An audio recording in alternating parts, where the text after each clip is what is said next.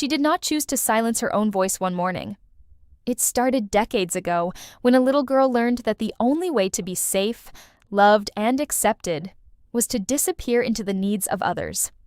If you have ever felt like you are playing a secondary role in your own marriage, constantly walking on eggshells and erasing your own desires just to keep the peace, you are not alone. This is not just about being nice or accommodating. In this video, we are going to explore the deep psychological forces that drive a woman to become submissive to her husband, what this dynamic does to her mind over time, and the true cost of hiding who you are. We will examine the silent agreements, the hidden fears, and the neurological patterns that keep you stuck, giving you the clarity and the words to understand your own story. You will begin to see that this behavior is not a character flaw, but a complex mechanism of self-protection. It starts with small, almost invisible concessions. You choose the restaurant he prefers because you want him to have a good evening. You silence a minor disagreement about a household chore because you do not want to start a fight after a long day. You change your personal plans to accommodate his schedule, even when he did not ask you to do so. In the beginning, these moments feel like simple gestures of kindness, the normal compromises of any healthy relationship. But over time, these small concessions accumulate, slowly forming a habit of self-erasure. You begin to monitor your words, your posture, and even your thoughts, filtering them through the lens of what he will think, feel, or say. One day, you look in the mirror and realize you no longer know what you want, what you like, or who you are outside of your marriage. The person you were has slowly dissolved, replaced by a version of you designed to keep him happy. This is not a sudden transformation. It is a gradual erosion of self. It does not happen overnight, because if it did, you would resist it. Instead, it occurs in tiny, almost imperceptible increments where each small compromise feels like a reasonable price to pay for peace. But when peace is bought at the expense of your identity, it is not peace at all. It is a slow, silent surrender of your soul. You find yourself sitting at the kitchen table, looking at the coffee mug in your hand, and realizing you do not even remember if you prefer tea. The choices you make are no longer yours. They are reflections of his preferences. You have become a spectator in your own life, watching yourself agree to things you do not want, just to avoid the discomfort of his disapproval. This silent disappearance is the first step in the psychology of submission, a path that many women walk without ever realizing they have stepped onto it. Imagine the physical sensation of swallowing your words, of feeling a sentence form in your throat, and deciding to press it down. That physical weight is the energy of your unexpressed self, accumulating in your body day after day. When you constantly prioritize another person's comfort over your own existence, you are teaching your brain that you do not matter. Over years, this creates a profound sense of alienation, where you feel like a guest in your own home, carefully navigating a space that is supposed to belong to you. To understand why a woman accepts this role, we must look back at where she came from. Most submissive behaviors in adulthood are not learned in marriage. They are learned in childhood. A little girl grows up observing how her mother interacts with her father, absorbing the silent rules of power and submission in her family, or she receives direct, explicit messages from her parents, her culture, or her community about what makes a good girl. She learns that expressing anger, setting boundaries, or having strong, independent opinions leads to rejection, conflict, or the withdrawal of love. So, she adapts. She learns to associate her worth with how well she serves, how quiet she can be, and how easily she can anticipate and meet the needs of others. The child who was praised for being quiet and compliant grows up to be the wife who believes her value lies in her submission. But here's the part that most relationship researchers do not talk about. This childhood conditioning creates a deep-seated belief that your own needs are a burden to the people you love. You carry this belief into your marriage, assuming that if you speak up or stand your ground, the love you have built will instantly vanish. You believe that to be lovable, you must be invisible. This belief operates like software in the background of your mind, running automatically in every interaction with your husband. When Mark enters the room, Sarah immediately adjusts her posture, checks his facial expression, and prepares to adapt. She does not do this because she is weak. She does this because her brain learned long ago that this is how she stays safe. But what the studies on long-term couples found next is the part that relationship therapists rarely say out loud.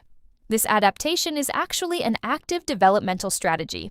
A child who learns to be submissive is not passive. She is actively managing the emotional climate of her home to prevent chaos. She becomes hypervigilant, developing an extraordinary ability to read micro-expressions and tone of voice, a skill she carries directly into her adult relationships as a tool for managing her husband's moods.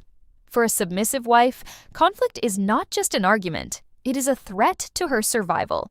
When her husband displays frustration, silence, or anger, her nervous system goes into high alert. The fear of disconnection, of being abandoned emotionally or physically, is so intense that she will do anything to restore harmony. She will apologize for things she did not do, agree with opinions she does not share, and suppress her own anger. This is not a conscious choice. It is an automatic response driven by the brain's search for safety. When the husband withdraws his attention or responds with coldness, the submissive wife feels a deep sense of panic, which drives her to please him to bring him back. The silent treatment becomes a torture chamber, and she will pay any price to open the door. This panic is rooted in our evolutionary history, where isolation meant death.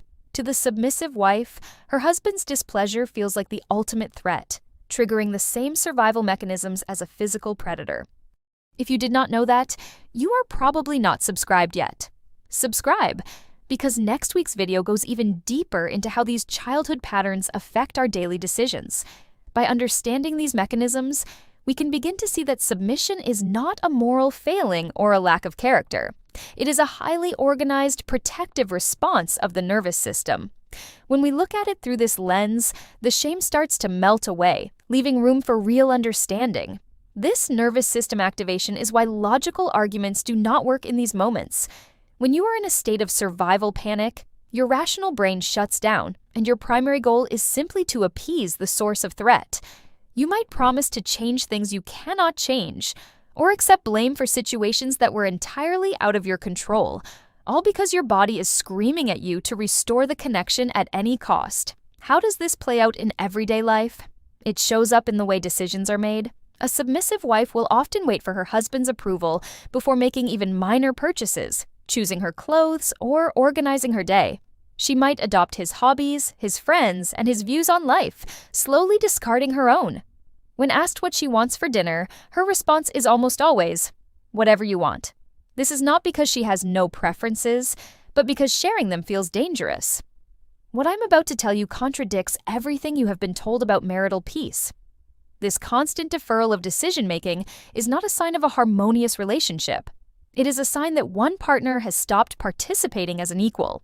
When one person carries all the weight of defining the relationship, the other person becomes a shadow.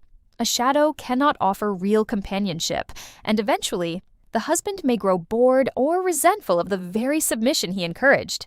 The dynamic becomes stagnant, empty of genuine interaction, because one person has ceased to exist as an independent entity. Think about the last time you expressed a genuine preference that differed from your husband's. Did you feel a surge of anxiety in your chest? Did you immediately retract your statement or try to soften it? If so, you are experiencing the silent pressure of the submissive archetype, where your presence is tolerated only as long as it does not disrupt his comfort. This dynamic often manifests in the financial realm. Even in households where the wife earns her own money, she may feel a deep reluctance to spend it without explicit permission, or she may hide her purchases to avoid any potential conflict. This financial submission is a physical representation of the psychological boundaries she has surrendered, reinforcing the idea that she is a dependent rather than a partner. Psychologists study attachment styles to understand how we bond with our partners. A submissive dynamic is highly connected to anxious attachment. An anxiously attached woman is constantly scanning her relationship for signs of trouble, terrified that her husband might lose interest or leave. To prevent this, she assumes a submissive stance, hoping that by being indispensable, agreeable, and useful, she will guarantee his presence. But this creates a painful paradox. The more she submits to feel secure, the less secure she actually feels, because she knows he loves the submissive mask she wears, not her true self. She is trapped in a loop of performing to be loved, while feeling deeply unloved for who she really is. This constant performance is exhausting, and it leaves her feeling empty and alone, even when sitting next to him on the sofa. She might look at him watching television and feel 1,000 miles away, separated by the wall of her own silence. I want to ask you directly, do you recognize this pattern in your relationship right now, or in one that ended? Tell me in the comments. The answers there are going to be worth reading, as they offer real comfort to those who feel alone. Reading the experiences of other women can help you realize that your confusion is not a personal defect, but a shared human response to a very specific relationship dynamic. This attachment pattern creates a state of chronic vigilance. You become an expert at reading the micro expressions of your husband's face, the tone of his voice as he walks through the door, and the weight of his footsteps in the hallway. You use this data to adjust your own behavior, preemptively offering solutions or withdrawing to avoid irritating him, creating a relationship that is entirely reactive to his emotional state. It takes two people to maintain a submissive dynamic.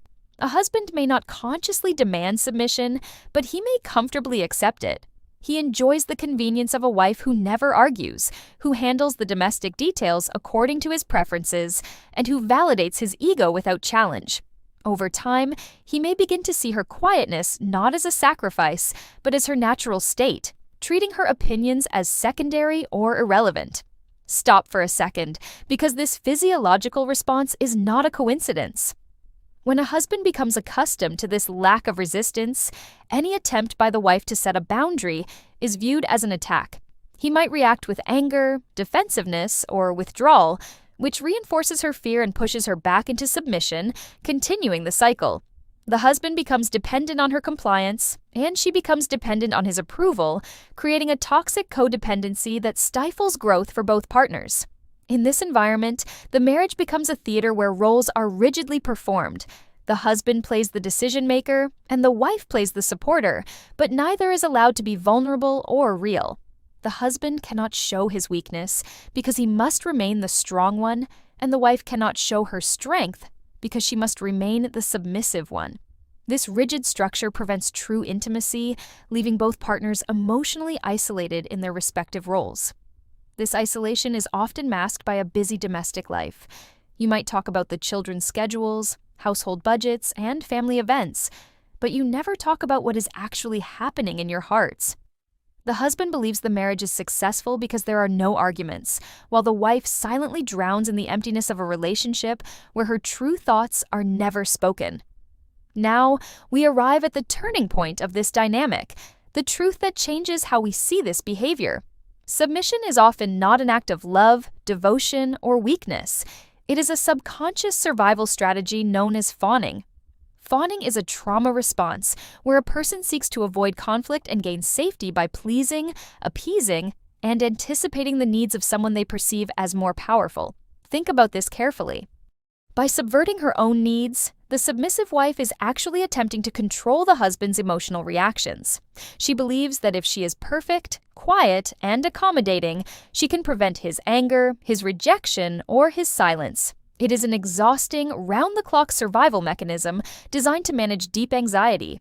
It is not a voluntary expression of affection. It is a desperate attempt to stay safe in her own home. This next pattern is so common that most couples accept it as normal, but it is actually the warning sign of a dying relationship. The submissive wife is not peaceful. She is terrified. Her submission is a shield she holds up to protect herself from the threat of emotional abandonment. But a shield is heavy, and eventually, the arm that holds it will grow tired. When that happens, the illusion of the happy, submissive wife begins to crumble. This is the moment when the fawning response reveals its true cost. Because you have trained your partner to expect your compliance, the moment you stop fawning is the moment he feels betrayed. He does not understand that you were never actually okay with the dynamic.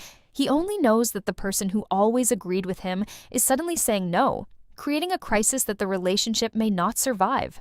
The physical and emotional toll of fawning is immense. When you constantly suppress your emotions, your body stores the stress.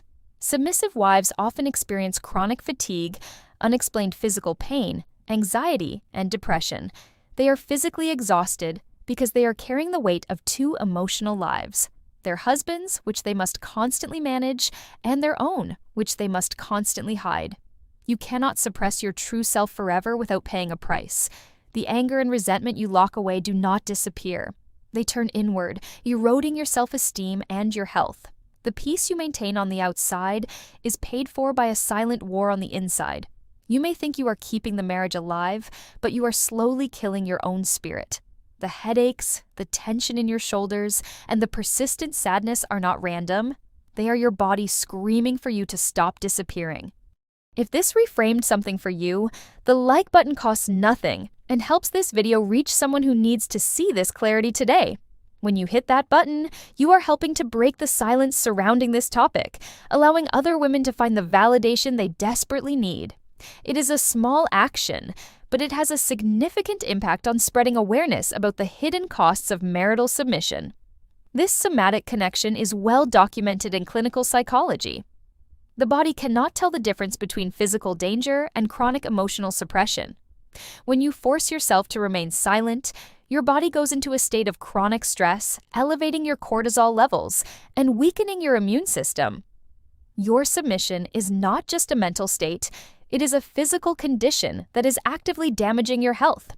To break this cycle, a woman must shift from seeking safety in her husband's approval to finding safety within herself. This begins with the small, uncomfortable practice of saying no. It means expressing a minor preference, setting a simple limit, and allowing her husband to experience his own feelings about it without rushing to fix them. It requires accepting that conflict is not a sign of failure, but a necessary part of a healthy, honest relationship. What if he reacts poorly? If setting a healthy boundary causes the relationship to crumble, then the relationship was built on your disappearance, not on love. Reclaiming your voice is not about starting a war. It is about showing up in your own life. It is about letting your husband see the real you, even if it makes him uncomfortable.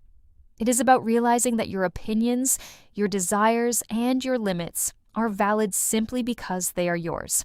If someone in your life is living exactly this and does not have the words for it yet, send them this video. Let it do the explaining for them. Sharing this knowledge is a powerful way to support someone who is currently trapped in the silence of their own home. It tells them that you see their struggle, that you validate their pain, and that they do not have to disappear to be worthy of love. This path of reclaiming yourself requires what therapists call self-differentiation. It is the ability to maintain your own emotional identity while remaining connected to your partner. It means understanding that you can love your husband while disagreeing with him, and that your value as a partner does not depend on your complete alignment with his views or wishes. In the end, the submissive wife faces a fundamental choice. Will she continue to buy a fragile, false peace at the expense of her own existence? Or will she accept the discomfort of honesty to build a real relationship based on two complete people? Real love does not demand that you diminish yourself to keep someone else comfortable. It expands to hold both of you in all your differences and complexities. I will leave you with one question, not to answer here, but to sit with in the quiet moments of your day. If the relationship you are in right now were a choice you made today, knowing everything you know, would you make it again? There is no right answer, but there is an honest one. And that honesty is the beginning of whatever comes next. Understanding why this happens does not make it hurt less, but it does make it make sense. And when something makes sense, you can finally decide what to do with it. Instead of just surviving it, that clarity is the first step toward reclaiming your life, your voice, and your future. Choose honesty over comfort, and watch how your world begins to change. You have spent years learning how to disappear, and learning how to occupy space again will take time and practice. Be gentle with yourself as you navigate this transition, and remember that every time you speak your truth, you are honoring the little girl who had to hide herself so many years ago. Your voice is not a threat. It is your birthright. The most unsettling thing about all of this is not the behavior itself. It is the fact that it looked completely normal for so long. That is not an accident. That is the design. Now that you know how to recognize it, what do you do with that? Drop it in the comments, because I want to know what part of this you wish you had known earlier.